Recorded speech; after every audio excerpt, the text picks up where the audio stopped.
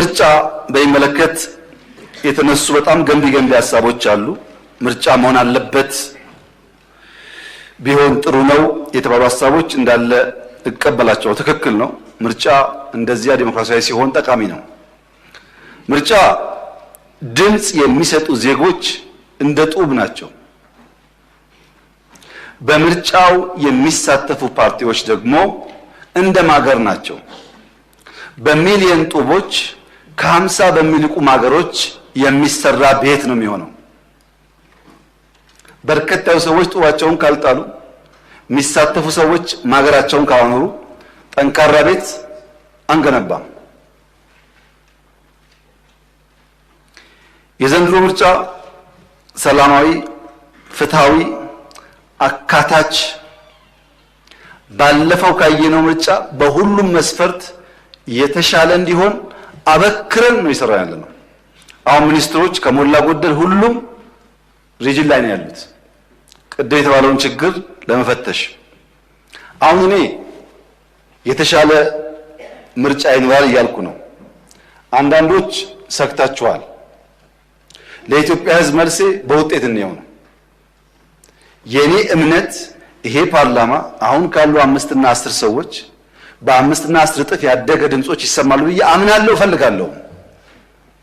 እፈልጋለሁ። የአንድ ፓርቲ ድምጽ ከሆነ ለኢትዮጵያ አይጠቅማትም። ግን እኔ እንደዛ ነው የማምነው። ስልጣናችን እንደሱ ነው፣ ክትትላችን እንደሱ ነው። እናንተ የለም ብላችኋል። በውጤት እንየው። በእርግጠኝነት ግን አሁን ካሉ ሰዎች 5-10 እጥፍ ልዩ ድምጾች ፓርላማ ውስጥ እንደሚሳተፉ ጥርጥር የለኝም። ይሄን መንግስት ይሁነኝ ብሎ ይሰራዋል። አውድ ማስፋት ብቻ ሳይሆን ይሁነኝ ብሎ ይሰራዋል። ምክንያቱም ያስፈልጋል። ዛሬም እንኳን አንዳንዱ ለጠጥ ያለ ጉዳይ ቢኖርበትም በጣም ጠቃሚ የሚባል ግብአት ያገኘነው ከእናንተ ነው። መኖራችሁ ፋይዳ ያለው ጉዳት የለውም። እንደ ጉዳት የሚታያል በተለይ ለኢትዮጵያ።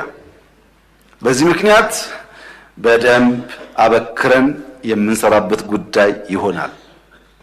መንግስት ስራውን እርግፍ አድርጎ ትቶ ምርጫ ላይ ገንዘቡን ጊዜውን እያባከነ ነው የተባለው ክስ ብልጽግና ደግሞ እኛን የኛ አባል መሆናችሁን ዘነጋችሁት እንዴ? ምርጫውን እርግፍ አድርጋችሁ ትታችሁ ቀን ከሌሊት ኮሪደር ትላላችሁ፣ ስራ ትላላችሁ ነው እያለ ነው ያለው። የትኛው ነው እውነቱ የሚለውን ለማየት ምክር ቤት አባላት ስትወጡ ዳታ አገላብጡ። የሁሉም አገር እድገት በምርጫ ዓመት ይቀንሳል። በምርጫ ዓመት የመንግስታት እድገት ይቀንሳል። ለምሳሌ የህንድ አምና ቀንሷል። የኛ ከአምናው በላይ 0.2% ያድጋል ከተባለ የሚሰራ መንግስት አለ ማለት ነው። በምርጫ ዘመን ትሬንዱ መቀነስ እንጂ ማደግ አይደለም። ካደገ የሚሰራ መንግስት አለ ማለት ነው። ሚዲያ በሚመለከት እስከማውቀው ዝግጅት አለ። የሚቀር ነገር ካለ ምክር ቤቱ የሚዲያ ተቋማት ጠርቶ አቅጣጫ መስጠት ይችላል። ሚዲያ ለሁሉም በሚገባው በህግ አግባብ ማገልገል አለበት። ሚዲያን በሚመለከት ግን እንደው እግረ መንገድ ለማንሳት እንደ ከዚህ ቀደሙ መንግስት ምን ጠብቅ አይመስለኝም። ምክንያቱም ኢቲቪ ብቻ ሳይሆን የኔም ስልክ ሚዲያ ስለሆነ የእርሶም ስልክ ሚዲያ ስለሆነ ዩቲዩብ አለ፣ ፌስቡክ አለ፣ ምናምን ብዙ መንገድ አለ ህዝባችን የምናገኝበት። ብዙ የምንለምንበት ምክንያት ያለ አይመስለኝም።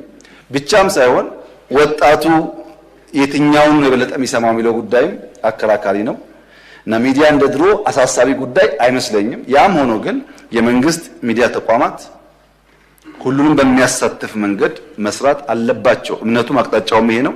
ችግር ካለ በእናንተ በኩል ቢፈተሽ እኛም ክትትል እናደርጋለን። ምርጫው ግን ባለፈው ከነበረው ምርጫ በእጅጉ አሳታፊ እንዲሆን ይሰራል። ያለ መስራትን ክቡር ያለ መስራትን ባለፉት 5 ዓመታት ከፍተኛ ሚና የነበራቸው የምክር ቤት አባላት ኢንክሉሲቭ ምርጫ እንዲኖረን ስለፈለግን እንደ አብርሃም በግ ጥለናቸው ያለፍናቸው አሉ። እዚህ እየተገባቸው መቀጠል እየቻሉ በሌላ ስራ እናስተማራቸዋለን አሳታፊ እናድርገው ብለን በሚል ምክንያት ብቻ ማለት ነው። ይሄን የኛዎቹ ስለሚያውቁት ከነሱ ጋር ስትነጋገሩ ይገባቸዋል ምን እያልኩ እንዳለው። ምርጫው አሳታፊ ይሆናል። እዚህ ጥሩ ያገለግላችሁ ሰዎች ምርጫ ተሳተፉ፣ መንግስት ያገለግላላችሁ፣ ችግር አይደለም ማለት ነው። የኔም የእናንተም ፍላጎት ኢንክሉሲቭ ከባቢ ለመፍጠር መክፈል ያለብን ዋጋ ካለ እየከፈልን መሄድ ግዴታ ስለሆነ ጸጥታዊ መለከት በቀና መንገድም ቢስተካከል ቢሟላ የተባለ ጉዳይ አለ። በሌላ መንገድ እንዴት ምርጫው ይካሄዳል ሰላም የለም በሚል ጫፍም የተነሳ ጉዳይ አለ። ቅድም እንዳነሳሁት 88000 ዳታ ሰብሳቢዎች በ19650 ቀበሌዎች ዳታ ሲሰበስቡ ነበር። ከ19000 ቀበሌ በላይ የሎ ኢንፎርስመንት ኤጀንሲስ የጸጥታ ሁኔታ አጥንተው ማፕ ሰርተዋል። አሁን ኢትዮጵያ ውስጥ ያለው የሰላም ሁኔታ ባለፈው ካለው በእጅጉ የተሻለ ነው። ምርጫው ይደረጋል። ምርጫው ሰላማዊ ይሆናል። በምርጫ የተሳተፉ ተጠቃሚ ይሆናሉ። ያልተሳተፉ ቢያንስ 5 ዓመት ይቆጫሉ። ሰላም በሚመለከት በቀደም ወር ሳይሞላ ኢትዮጵያ ውስጥ ከ28000 በላይ ታቦት ውጭ ወጥቶ አድሮ በሰላም ተመልሷል። 28000 ታቦት ሚሊየንስ ከኋላ አስከትሎ ማለት ነው። አዲስ አበባ እኮ አይደለም፣ በድፍን ኢትዮጵያ። በቀደም ገና በሚሊዮን የሚቆጠር ሰው እንዳያችሁት ነጭ ለብሶ ነጭ መስሎ አክብሯል በየቦታው። መስቀል እንደዚህ ሆኖ እሬቻ እንደዚህ ሆኖ ባለፉት 6 ወራት ዘመን መለወጫን ብዙ አለን ብለን ብንተው መስቀል፣ እሬቻ፣ ገናና ጥምቀት አይነት የወል ባህል የማህበረሰብ ባህል የሚከበርበት ውጭ የሚከበርበት ባህል በድፍን አፍሪካ የለም። ይሄ ሁሉ ህዝብ ወጥቶ በዓል አክብሮ አንዳንዱም አድሮ እየተመለሰ ለ1 ሰዓት ምርጫ ሲሆን ሰላም እንዴት ይጠፋል?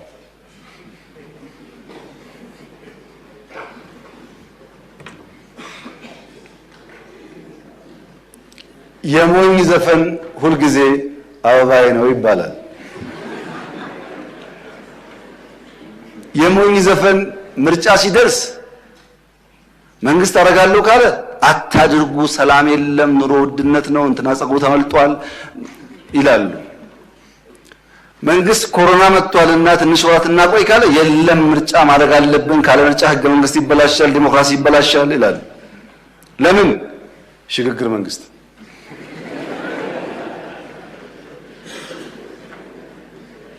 በየትኛው የአፍሪካ ሀገር ውስጥ ምርጫ ሳይደረግ ቀርቶ የሽግግር መንግስት የተፈጠረው? ኤርትራ? የት እናውቃለን? ከየት ተማር ነው ይሄንን? ምርጫ ተደረገም አልተደረገም ተጎጂው ምርጫ ተወዳድሮ እድል መሞከር ያለበት ኃይል ነው እንጂ ስልጣን ላይ ያለ መንግስት አይደለም። ይሄ መጥፎ ልምምድ ነው። ጅብ አለና እንዳትበሉ ምርጫ አታድርጉ ብሎ የሚቀሰቅሱ ብዙ አሉ። ሰምታችሁ እንደሆነ አላቅም፣ በአንድ መደር ወጣቶች የሩጫ ውድድር ያደርጋሉ።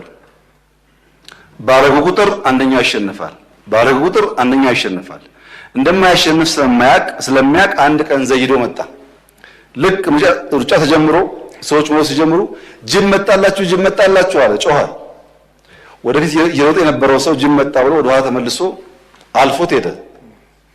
እነሱ ወደዛ ሲሮጡ ወደዚህ ሮጦ ቀደማቸው እሱ። አሁን ጅብ አለና ምርጫ አትውጡ፣ ከዛ ሽግግር መንግስት መጥቶ የቀደምን እንሆናለን የሚል አደገኛ በሽታ በወንድሞቻችን ጭንቅላት ውስጥ ገብቷል። ይሄ ጠቃሚ አይደለም። ምርጫ ጥሩ ነው። ፐርፌክት እንኳን ባይሆን ልምዱ ጥሩ ነው። ፐርፌክት ላይሆን ይችላል፣ ግን ልምድ ጥሩ ነው። በእኛ በኩል ያለ ኮሚትመንት ግን በዚህኛው ምክር ቤት በእያንዳንዱ ክልል ምክር ቤትም ብዙ ድምጾች እንዲሰሙ መንግስት ይሁነኝ ብሎ መስራት አለበት። ታች በወረዳ አካባቢ የተባለው ይሄው ነው አቅጣጫው። በዚሁ ይሰራን ያለ ነው። ምናልባት ግን እርሱ ያሉት ችግር ካለ እንፈትሻለን፣ እናስተካክላለን።